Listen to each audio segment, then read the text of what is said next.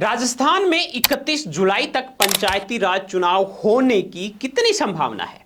क्या ये खेल एक दूसरे विभाग को चिट्ठियां लिख लिख कर खेला जाएगा या फिर इस बार हाईकोर्ट का डंडा सरकार पर जोरदार प्रहार करने वाला है या फिर एक और डेडलाइन आने वाली है? इस खास रिपोर्ट में समझते हैं कि ऐसी क्या समस्याएं हैं जो पिछले 1.5 साल से पंचायती राज चुनाव के आड़े आ रही हैं।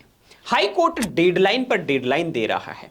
पहले वाली डेडलाइन पर तो सरकार के कानों के पास भी जू नहीं रहेंगी। अब हाई कोर्ट की अगली डेडलाइन सर पर है, लेकिन चुनाव कराने का और उससे जुड़ी हुई तैयारियों का कोई नामो निशान नहीं है। आखिर क्यों राजस्थान में 1.5 साल से अटके पंचायती राज और निकाय चुनाव को लेकर राज्य निर्वाचन आयोग और सरकार के बीच जबरदस्त खींचतान मची हुई है? ये वन स्टेट वन इलेक्शन की जिद है या फिर ओबीसी कमीशन की अधूरी रिपोर्ट का बहाना है? मैं आपको बताऊंगा कि कैसे सरकार ने चुनाव आयोग के 1-2 नहीं बल्कि पूरे 8 पन्नों को ठंडे बस्ते में डाल दिया है और अब मामला कोर्ट की अवमानना तक आ पहुंचा है। दोस्तों, राजस्थान में पिछले 1.5 साल से पंचायती राज और स्वायत्त शासन के चुनाव लंबित हैं। इस पूरे मामले पर माननीय हाई कोर्ट ने कड़ा रुख अपनाते हुए चुनाव संपन्न कराने के लिए 31 जुलाई की आखिरी समय सीमा यानी डेडलाइन तय कर रखी है। अब जब तारीख बिल्कुल नजदीक आ चुकी है तो राज्य निर्वाचन आयोग ने भी अपनी कमर कस ली है। आयोग ने पंचायती राज और स्वायत्त शासन विभाग को एक पत्र लिखकर साफ कह दिया है कि वो चुनाव के लिए आरक्षण से जुड़ा हुआ सारा डेटा जल्द से जल्द उपलब्ध करवाएं।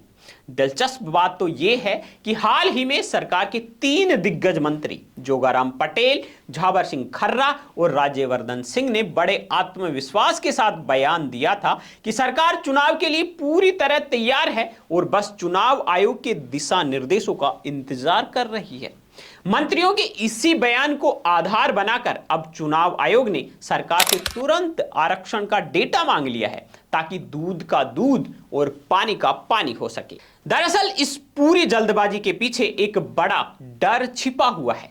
आपको याद दिला दें कि पिछले दिनों 15 अप्रैल को चुनाव होने की समय सीमा में वोटर लिस्ट तैयार न कर पाने के मामले में निर्वाचन आयोग को भारी फजीहत झेलनी पड़ी थी। आयोग को कोर्ट के सामने बिना शर्त माफी तक मांगनी पड़ी थी। यही वजह है कि इस बार चुनाव आयोग किसी भी कीमत पर कोर्ट की अवमानना का ठीकरा खुद के सर पर नहीं फोड़ना चाहता।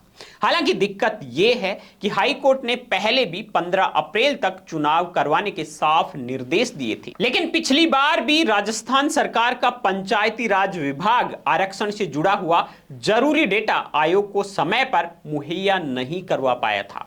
उस समय सरकार की तरफ से ओबीसी प्रतिनिधित्व आयोग की रिपोर्ट का हवाला देकर अपना पल्ला झाड़ लिया गया था, जबकि इस संबंध में चुनाव आयोग ने सरकार को कई बार पत्र लिखे थे। अब इस मामले में एक नया मोड़ सामने आ रहा है। विश्वसनीय सूत्रों की माने तो चुनाव टालने या समय सीमा को आगे बढ़ाने के लिए राज्य सरकार इसी हफ्ते कोर्ट में एक अंतरिम प्रार्थना पत्र पेश करने की तैयारी में है। इस बार भी सरकार के पास वही पुराना तर्क है, ओबीसी कमीशन की रिपोर्ट का ना मिलना।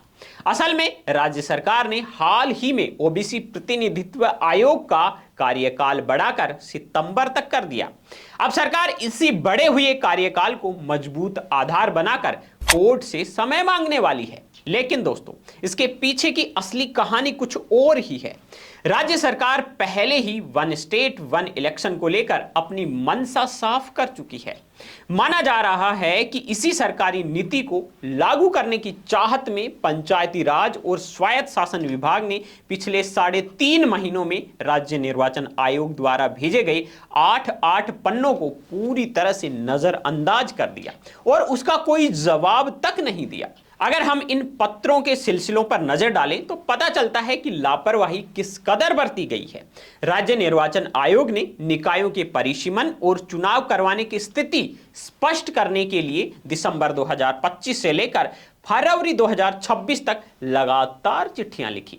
19 दिसंबर को पहला पत्र भेजा गया, जवाब न मिलने पर 24 दिसंबर को रिमाइंडर भेजा गया, फिर 6 जनवरी को तीसरा पत्र, 20 जनवरी को चौथा पत्र, 27 जनवरी को पांचवा पत्र भेजा गया।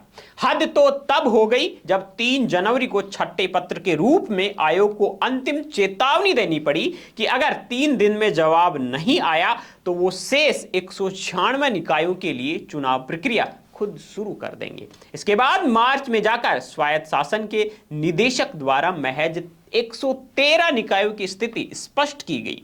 यानी साफ है कि वन स्टेट वन इलेक्शन की जिद के कारण ही इन 9 अलग अलग पत्रों को ठंडे बस्ते में डाल दिया गया और आयोग को एक भी संतोषजनक जवाब तक नहीं मिला। अब देखना दिलचस्प होगा कि क्या हाई कोर्ट सरकार की इस समय सीमा बढ़ाने की दलील को स्वीकार करता है या फिर 31 जुलाई की डेडलाइन के तहत चुनाव करवाने का डंडा चलाता है। इस पूरे सियासी घटनाक्रम पर आपकी क्या राय है? क्या वाकई वन स्टेट वन इलेक्शन की आड़ में इन चुनावों को टालना सही है? हमें कमेंट सेक्शन में जरूर बताएं। अगर आपको ये जानकारी पसंद आई है तो इस वीडियो को लाइक कर दीजिए, सभी के साथ में शेयर कर दीजिए जो चुनाव से जुड़े हुए हैं और सरपंची या पंचायती राज के चुनाव लड़ने वाले हैं। राजस्थान की हर छोटी बड़ी राजनीतिक हलचल से अपडेट रहने के लिए हमारे चैनल बीएन हिंदी न्यूज को अभी सब्सक्राइब कर लीजिए और बेल आइकन प्रेस कर लीजिए। दोस्तों, अब आप सुबह रोजाना 5 बजे देख सकते हैं दिन भर की टॉप 100 खबरें। यूट्यूब में सर्च कीजिए बीएन हिंदी और हमारा चैनल आ रहा है बीएन हिंदी, उसको सब्सक्राइब करके बेल आइकन को प्रेस कर लीजिए। यहां सबसे पहले मिलेंगी आपको दिन भर की टॉप 100 खबरें।